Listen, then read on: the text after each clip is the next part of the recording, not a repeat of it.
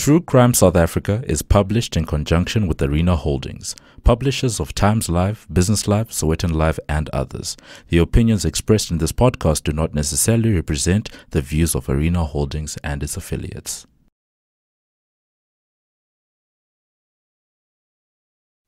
Don't ever let me get out of prison, because I will kill again. Lock me up, that's where I belong. On the side of a busy highway, a seasoned detective pulls over and shares lunch with the man he suspects is a serial murderer. After a can of Coke and some dried meat, the killer looks into the older man's eyes and utters these words. The detective will learn that the man is not guilty of the crimes he originally suspected, but he is far from innocent. This is True Crime South Africa. I'm Nicole Engelbrecht, and you're listening to episode 56, The Serial Crimes of Bongani Mfeka.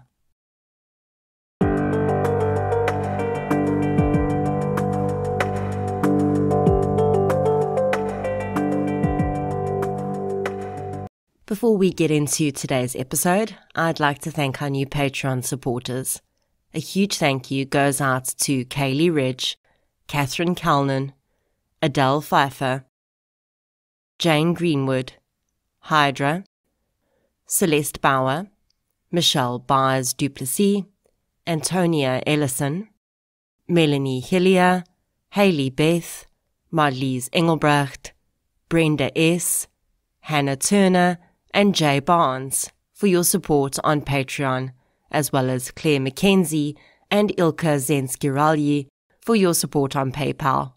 Thank you so much, everyone. Your support really does make a huge difference. If you'd like to support the show on Patreon or PayPal, I'll leave a link in the show notes. As always, any form of support is greatly appreciated, and it doesn't have to be financial. Sharing of episodes, inviting your friends and family to listen, and interacting on social media all go a long way to help keep the show growing and improving. In previous episodes, I chatted about the giveaway we had going with King Online, and at the end of July, the lucky winners were announced. Third place went to Chantal Thompson, second prize to Karen Ward, and the first prize went to Kershal Forslu. Congratulations to the winners and happy reading. The discount code is still available for use on King Online, and you have the added benefits of supporting the show when you use it. So head over to King Online and get 10% of your purchases by using the code TCSA10 at checkout. While you were waiting for new episodes, you would have seen the trailer to my new podcast series, Devil's Dorp, come up in your feed. This series is the official companion podcast to the Showmax original documentary, Devil's Dorp, which is about the Krugersdorp cult killings case that I covered in episode 4. I've left the Spotify link in the show notes, but it is available wherever you get your podcasts. As you know by now, I also narrated the book about the case, The Krugersdorp Cult Killings, by Jana Marks, and that is available on Audible, Apple Books, and Google Play Books. Right, now on with today's episode. I chose today's case to cover because I hadn't covered a serial murderer case in a while, and this one was quite interesting, because it had echoes of a fictional series that's on television right now.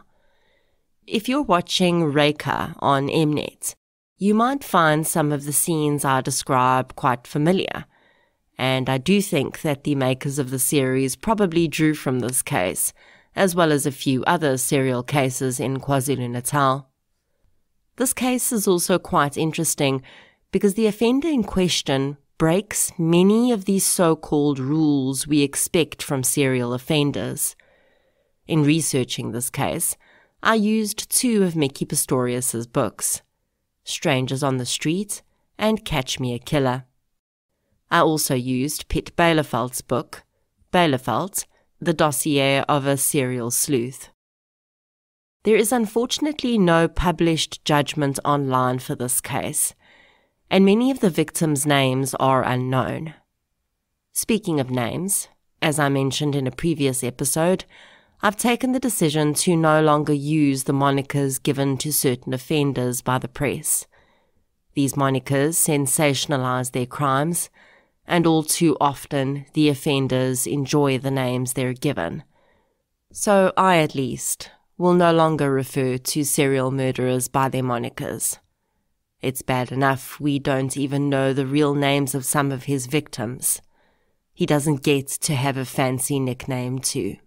Not here, at least. With that said, let's get into episode 56, The Serial Crimes of Bongani Mfeka.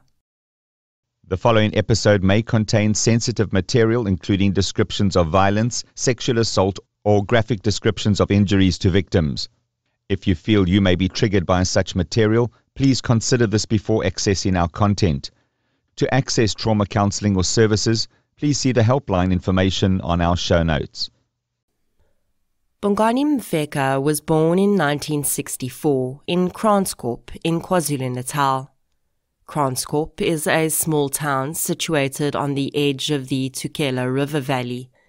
It was founded in 1894 as Hope Town, but following confusion with another town of the same name in the Northern Cape, the name was changed.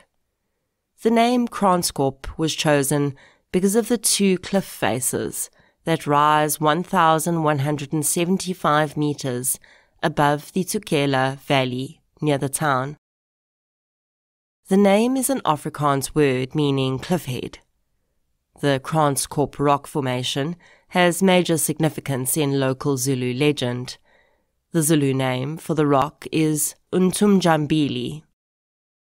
The Zulu people have ancient stories about a forbidden cave and a hill opening that provides protection from cannibals, but then it closes on those who've entered. I can't help but think about how Bongani Mfeka's victims would also find themselves drawn into a place they thought offered protection, but one from which they would never again emerge. Bongani was born in a time in South Africa when apartheid was at the height of its power. People in the country were segregated by race, and many people, like Bongani's parents, who lived in rural areas, had no choice but to stay there rather than move to one of the many townships springing up near the cities. This meant that many children had little access to education, and those that did almost never completed their studies. They were needed to help their families eke out a living, after all. Bongani and his family lived in a traditionally built home in a rural village. By all accounts, his childhood was not out of the ordinary for a child living in that area at that time. But his father is described as having been extremely distant and removed from his children. Again, this is not necessarily abnormal for male figures in homes at that time.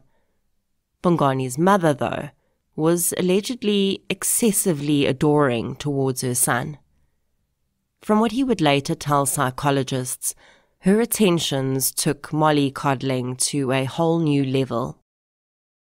When Bongani became interested in girls, his mother would sneak teenage girls into the home for her son to have sex with, without his father's knowledge. It's difficult to know whether these early sexual encounters, right under his mother's nose, shaped Bongani's ideas around sex and the opposite gender, but I cannot think that it could be normal for a teenage boy to have his mother standing watch on the other side of the door, knowing full well that her son is engaging in sex acts in the next room.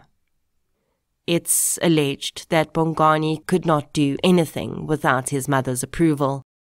Her overbearing nature may have played a role in his decision to leave school early and go off to work in the mines in Johannesburg.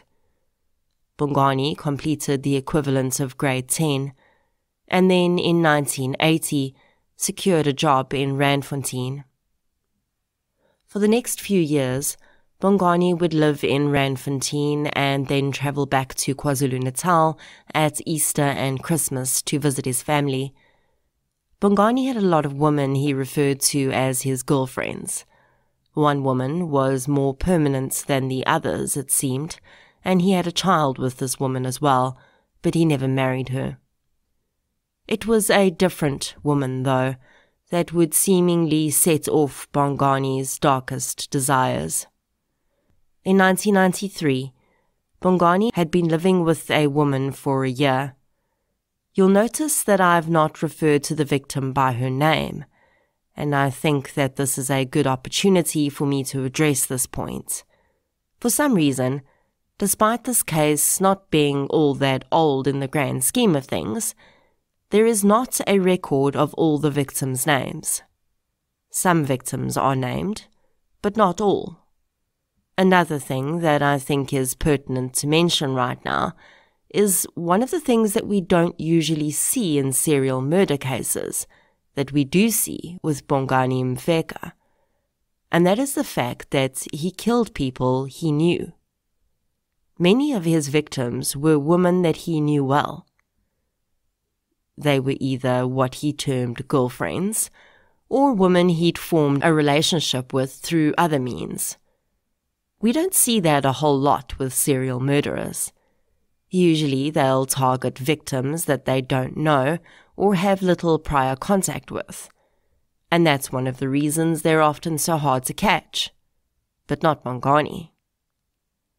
In 1993, Bongani said that he and this unnamed woman had decided to travel to Kranskop together. They packed their belongings into his vehicle and set out on the road trip. But something in Bongani shifted as he saw the skyline of Randfontein fade into the distance. He pulled the vehicle over, and the woman also got out. He then strangled her to death with her own clothing and left her body discarded, a woman that he had lived with for a year, on the side of the road. Although this is believed to have been Bongani's first murder, it is of course very difficult to know for sure. For some reason, the woman's death was not linked to Bongani at that time.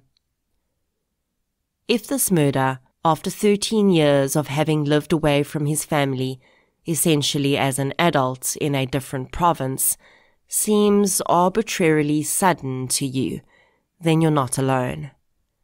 When I read Piet Bijleveld's account of this case in his book, there was no mention of any prior criminal record for Bongani. For all intents and purposes, it seemed like his criminality suddenly switched on in 1993 at the age of 29. But that wasn't the case at all. And this underlined for me the importance of having several different resources. Because when I read Mickey Pistorius's books on this case, I found that Bongani did indeed have a criminal record, and quite an extensive one. By 1993, Bongani had been charged and found guilty of several counts of assault, drug dealing, housebreaking, vehicle theft, and taxi violence. I am surprised not to see any rape charges on that list, but that's not to say he hadn't been guilty of some and just not been caught. Bongani continued on to Kranskop on the day he killed his first victim.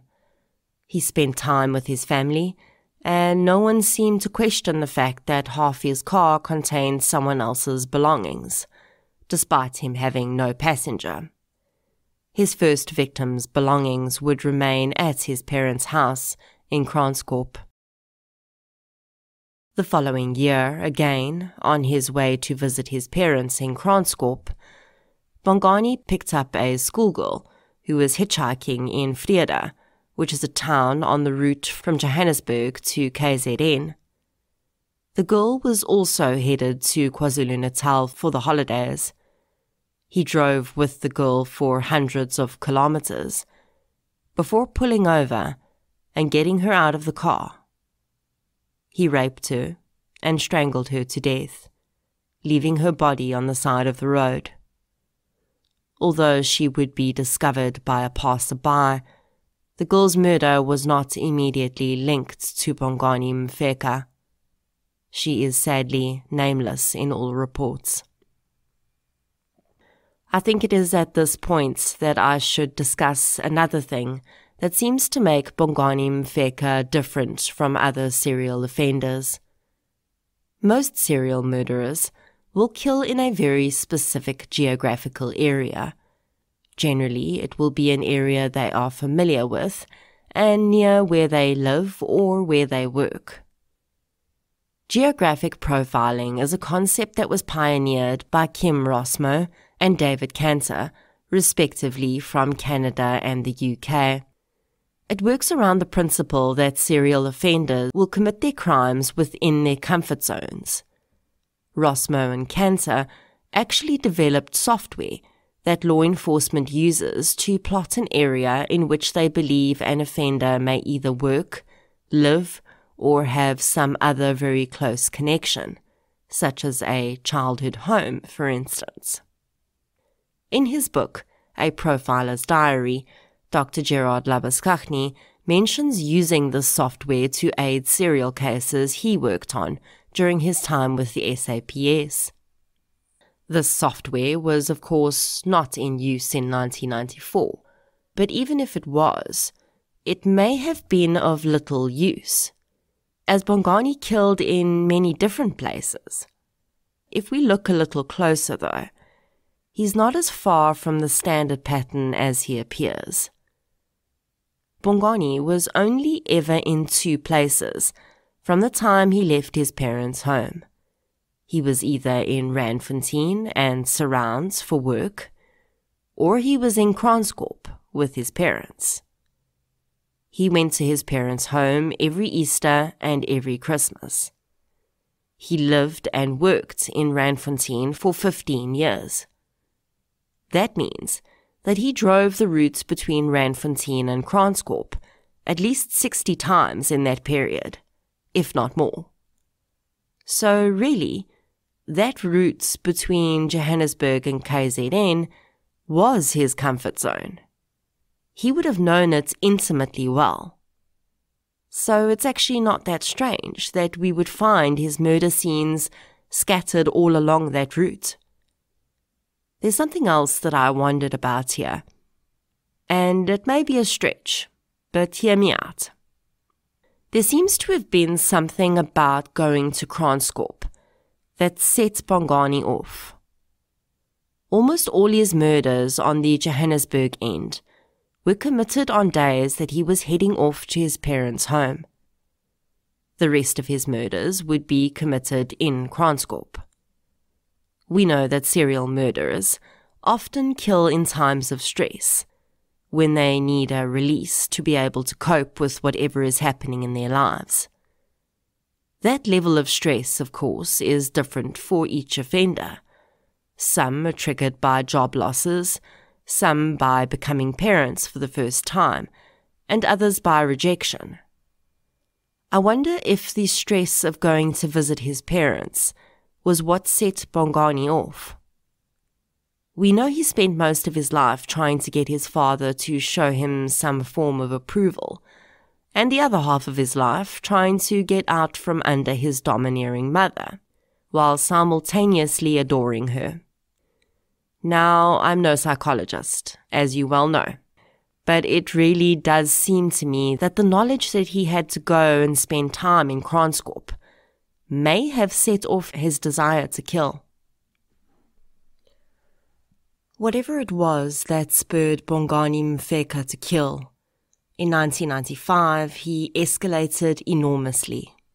In fact, from the timelines of his crimes in Kranskop, he appears to have not been working that year, as the murders don't coincide with any holiday periods. With the knowledge that Bongani had worked in mining, I looked into whether there were any mass layoffs in the gold mining industry in Randfontein around that time, and the timeline does indeed coincide with movement in the Harmony Gold brand, and mergers and acquisitions as a result, which may very likely have resulted in workers, perhaps including Bongani, being laid off. This is, of course, only an assumption, but it would make sense as to, firstly, why he is in Kranskorp, seemingly permanently in 1995, and it would also provide a further stress point and perhaps hasten his escalation in killing. He'd worked as a miner for 15 years. He knew nothing else.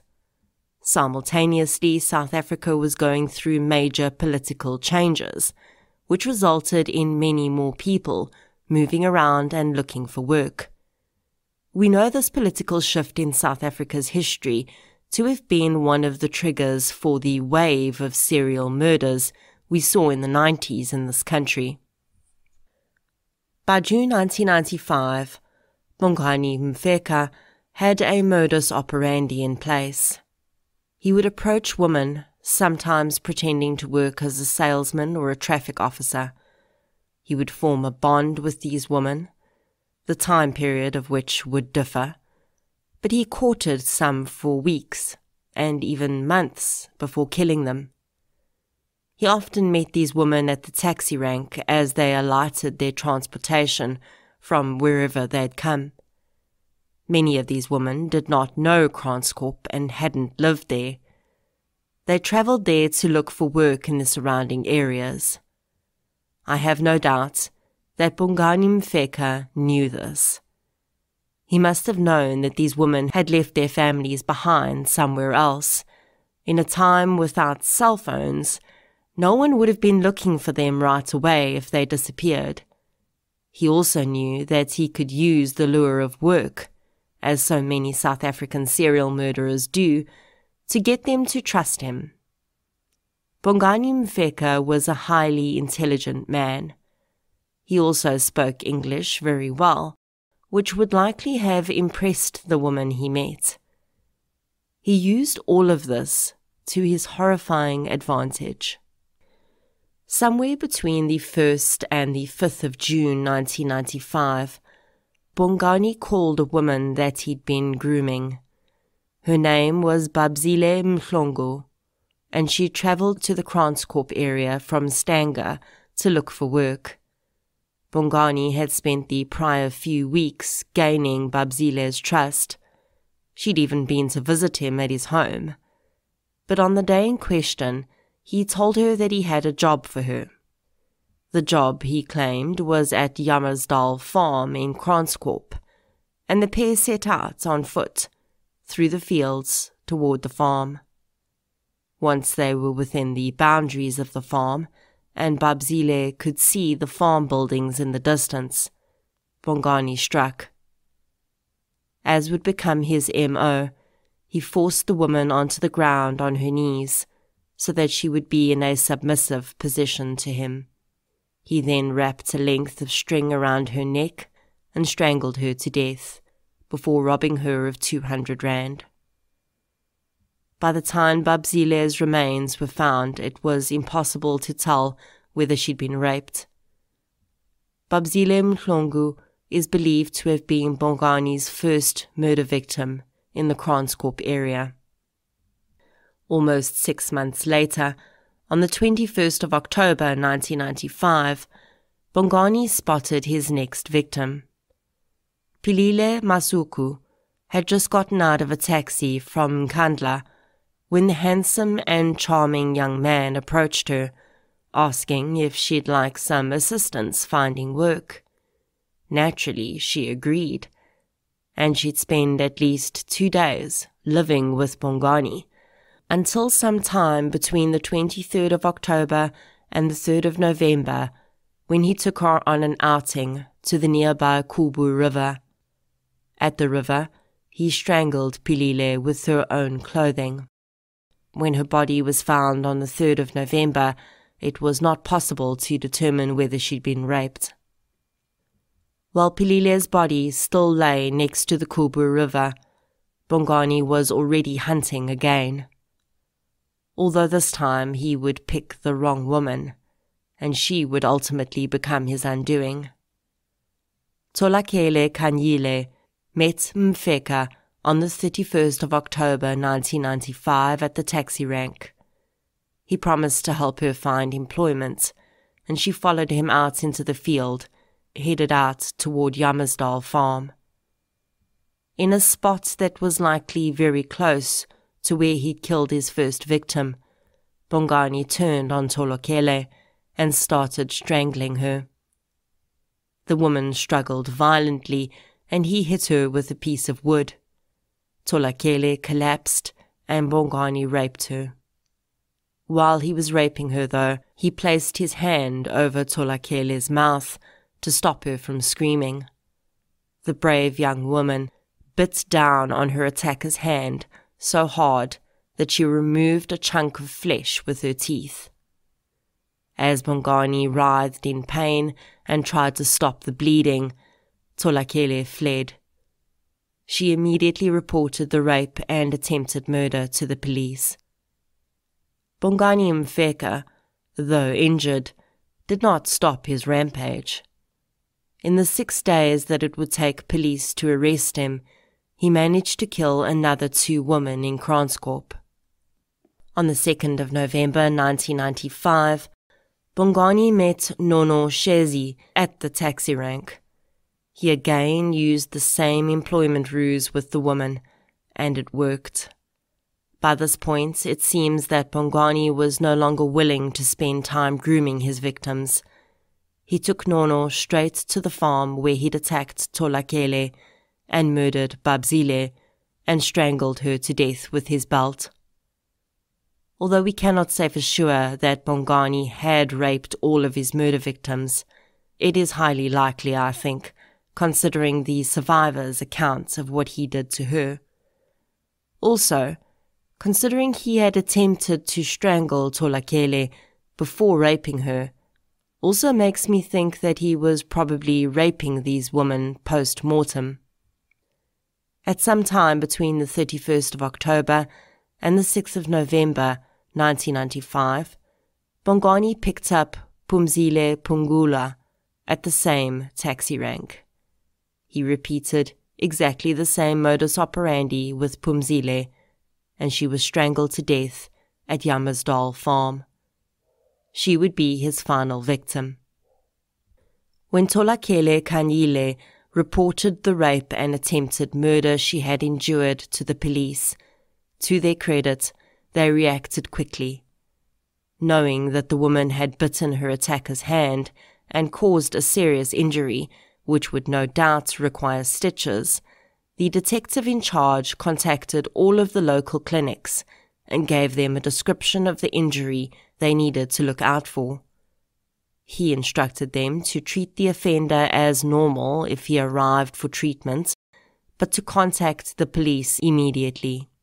On the 6th of November, a nurse from a local clinic called police.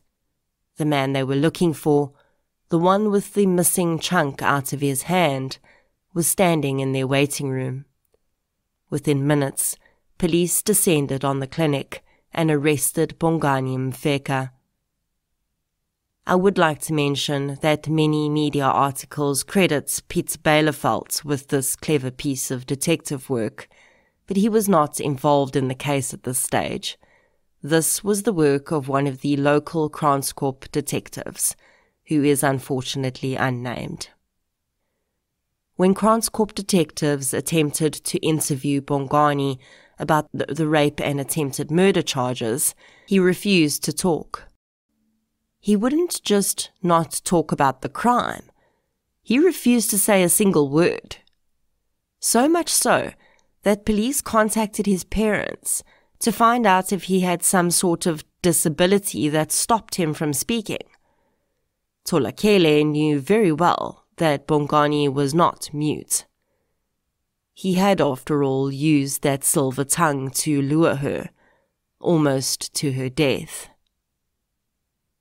The irony here is that if Bongani Mfeka had not behaved so strangely, if he'd just spoken to detectives about the crime in question, even if he didn't admit guilt, he would very likely have only been found guilty of this attack on Tholakele.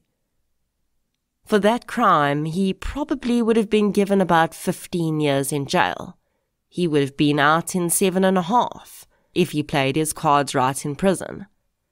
But Bongani refused to talk, and detectives started to wonder why. What did this man have to hide? And did it maybe have anything to do with the bodies that were starting to be found in the very same area that Tholakele was attacked in? Piet Bielefeld would eventually become involved in this case, but how it happened is another case of misreporting.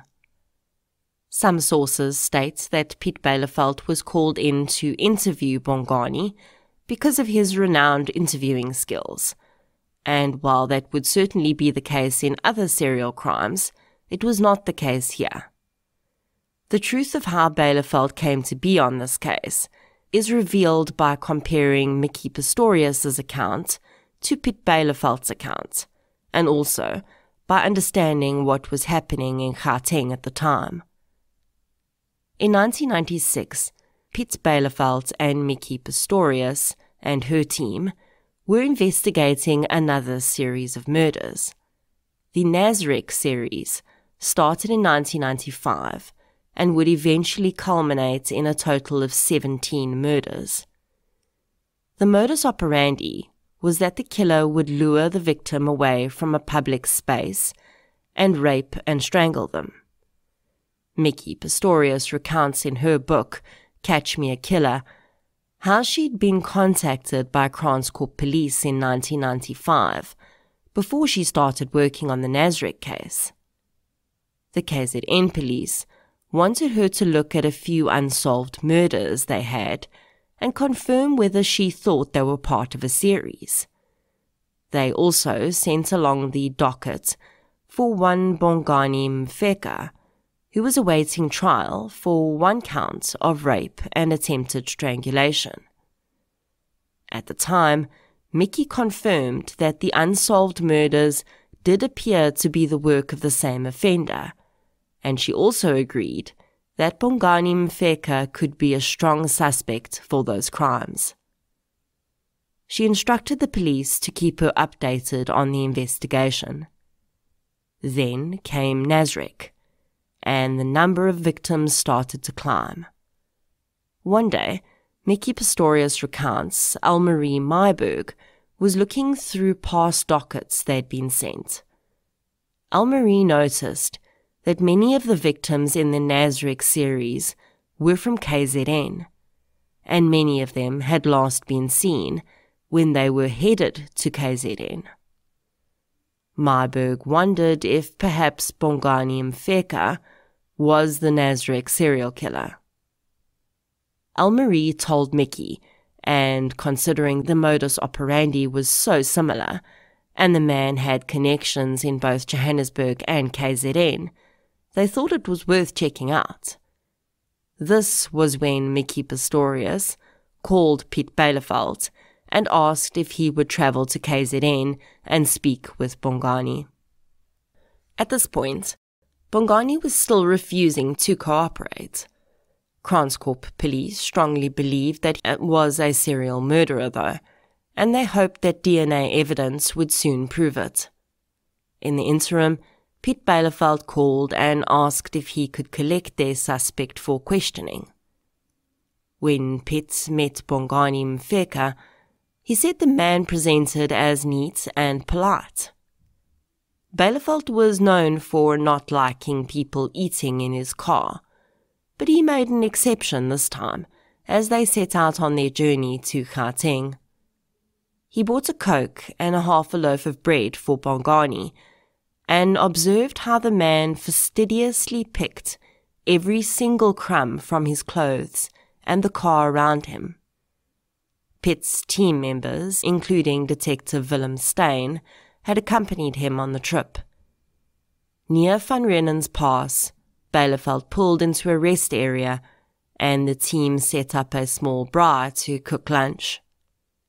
Now, if you're not a South African listening to this, and you're thinking it's a bit weird to pull over on the side of the road to grill meat, well, yes, I guess it's a little unique. But welcome to South Africa. That said, I have never had a braai on the side of the road with a serial murderer. But of course, they couldn't say for sure that Bongani was one, at least not yet. Bielefeld was known for a very specific technique. He would earn the trust of the person he was interviewing, and then when he felt he had done enough to do so, he would wait for a signal. 9 times out of 10, that signal was that the interviewee would ask him for something. It might be a cigarette, or a blanket, or something to eat. In Bongani Mfeka's case, it was a glass of water. Bongani then told Pitt that he and his team knew him better after just a few hours with him than the officers that had been trying to understand him for months. Personally, I don't think that this is an indictment of poor police work on the Kranskorp cops' side. What it is a confirmation that the serial predator is a very different kind of mind, and it takes very specific training to understand them. As Bongani sat on the side of the highway and shared a can of Coke and some braai meat with the detectives, he started to talk. First, he told the team about his murders in Gauteng. He admitted to 2 murders there that I've told you about, but Bielefeld would find a 3rd that he believed was also committed by Bongani. Then he went on to tell them about the Kranskorp murders. He admitted that he had raped and intended to kill Tolakele, and he said that there had been 2 other women that he'd raped and who'd gotten away. Those women never reported the attacks and are unidentified to this day. When Pitt asked Bongani why he had killed these women, he said that for the most part it was because they could identify him, but he'd also had an interesting insight. There was something about these victims that attracted him. They were all slender, and they were wearing dresses. But the dresses were not a sexual turn-on for him in the ordinary sense. Instead, when he saw a slender woman in a dress, he wanted to dominate her completely. And for him, there was no greater domination than taking their lives. As he completed his confession, he uttered the words that I started this podcast with. Pitt says that it was the first time any serial offender has ever asked him to be locked away. Pitt would take Bongani to Johannesburg, where a police officer with no connection to the case took directions from him to point out the sites of his murders there. Then Pitt returned him briefly to KZN under police guard to see his mother.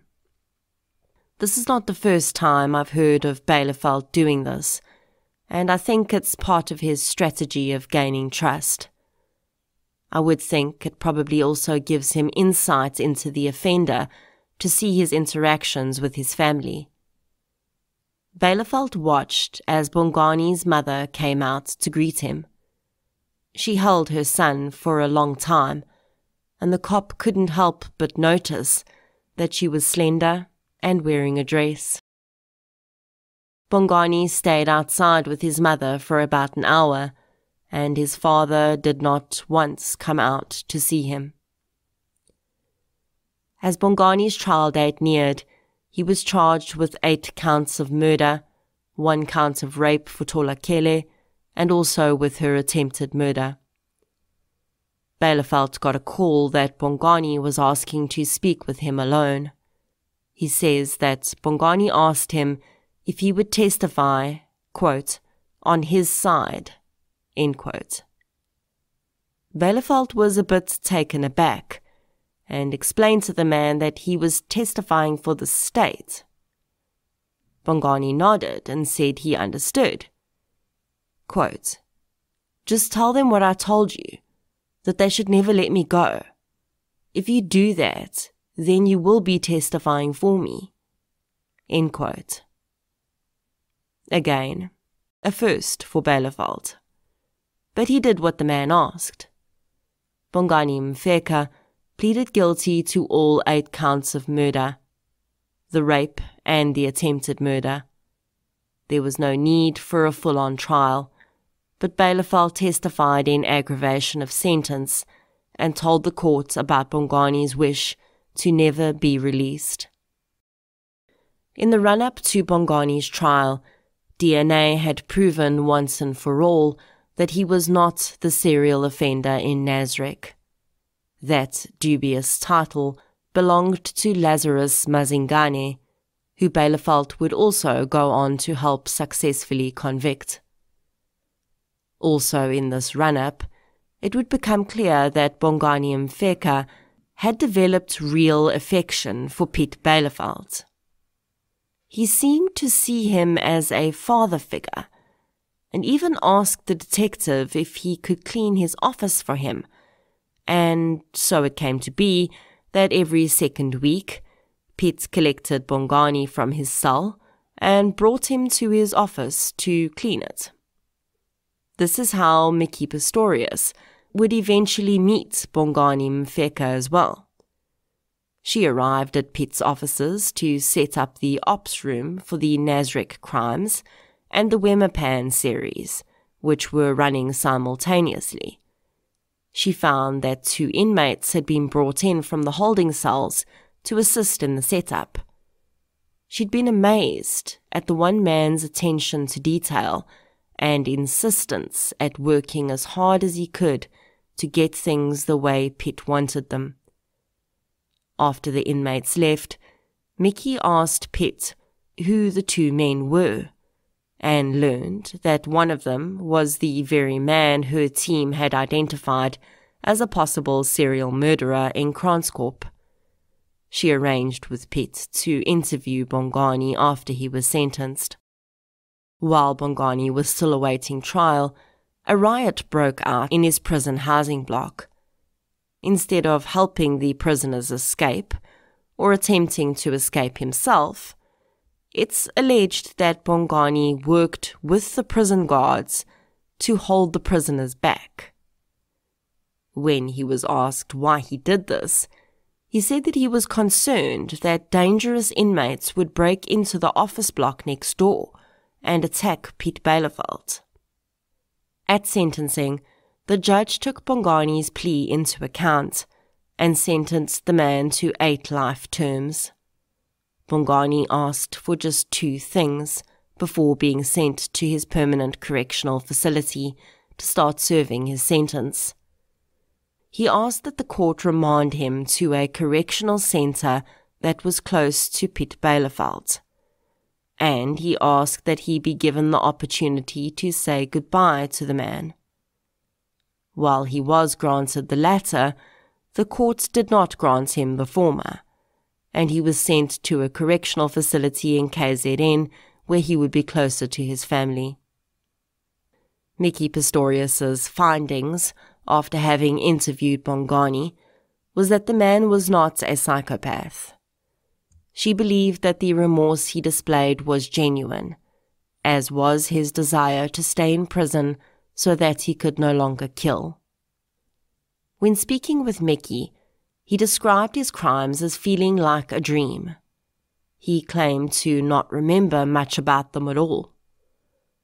Mickey ascribes Bongani's crimes to his abnormal relationship with his mother. She believes that each time he killed a woman that physically resembled his mother, he was symbolically escaping from her clutches. As for his bond with Piet Bielefeld, she believes that this was due to his poor attachment to his father. He seemed to do everything he could to please Piet, and this was his way of overcoming his apparent failure to ever please his own father figure.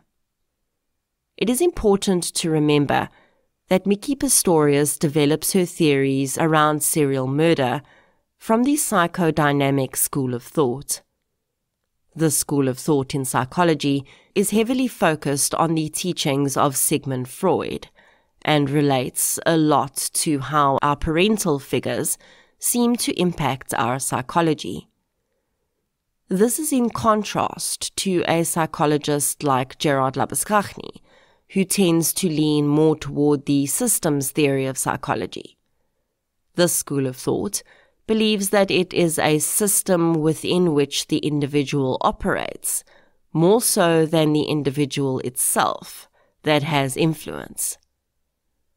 I point this out because although Miki's explanation for Bongani and really any serial murderer's behavior makes complete sense and is psychologically sound, it's not the only way to explain it. A systems theory psychologist may lean more toward the idea that Bongani was not trying to symbolically kill his mother, but perhaps his murders were a way of restoring equilibrium to the system he lived in. There could only be one mother. Therefore, all those that attempted to imitate the mother, even though this was not their intention, must be dealt with.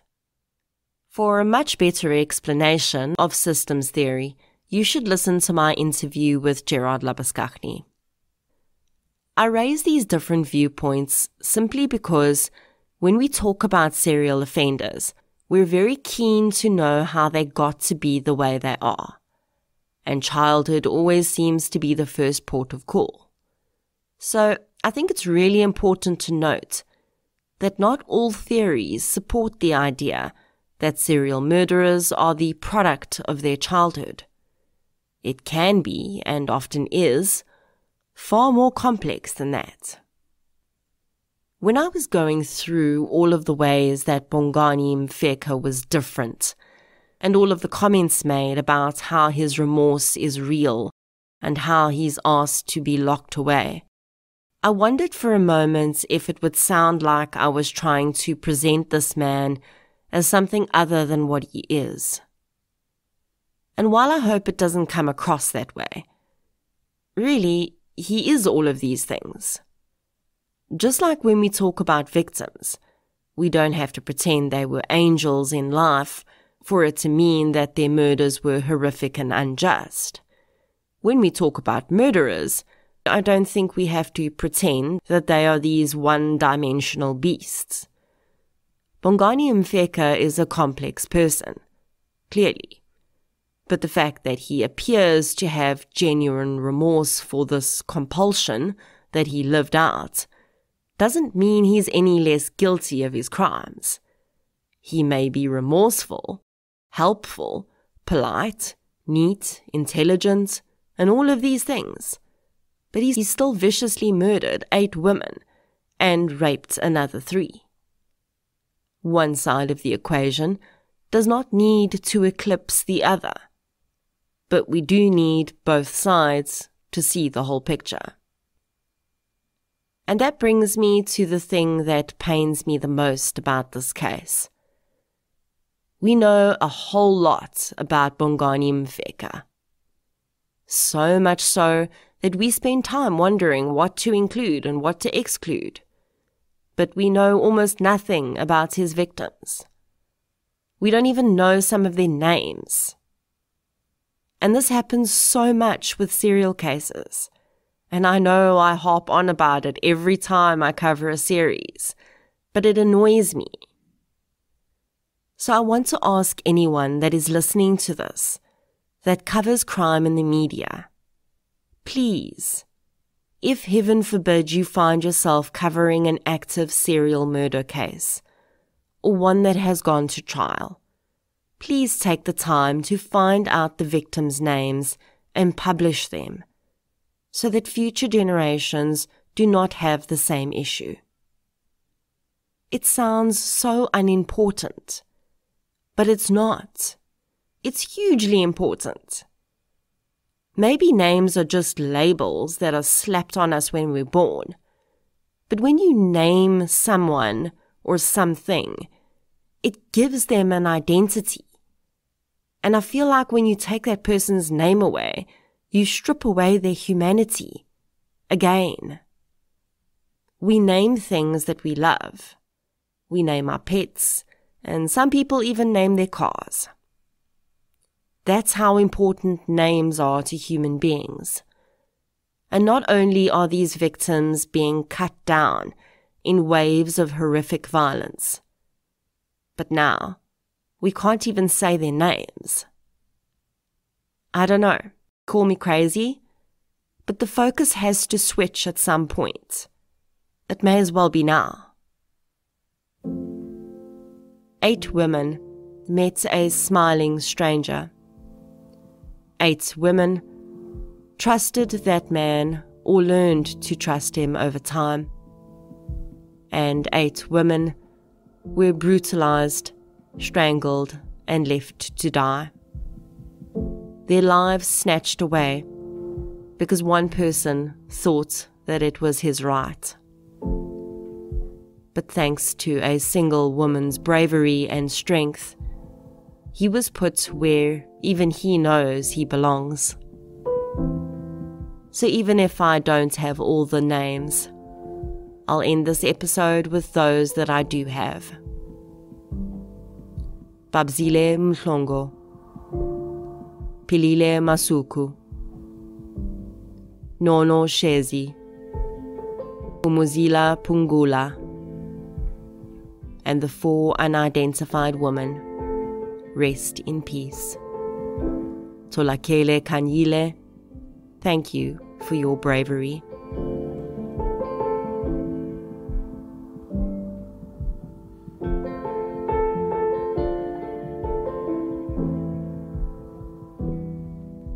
Thank you for listening to episode 56, The Serial Crimes of Bongani Mfeka. If you enjoyed this episode, please be sure to subscribe to the show on the app you're using to listen right now. You can also follow us on social media. We're on Facebook, Twitter, and Instagram. I'll be back next Friday with a Spotlight minisode. Until then, as always, thank you for your support, and I'll chat to you soon.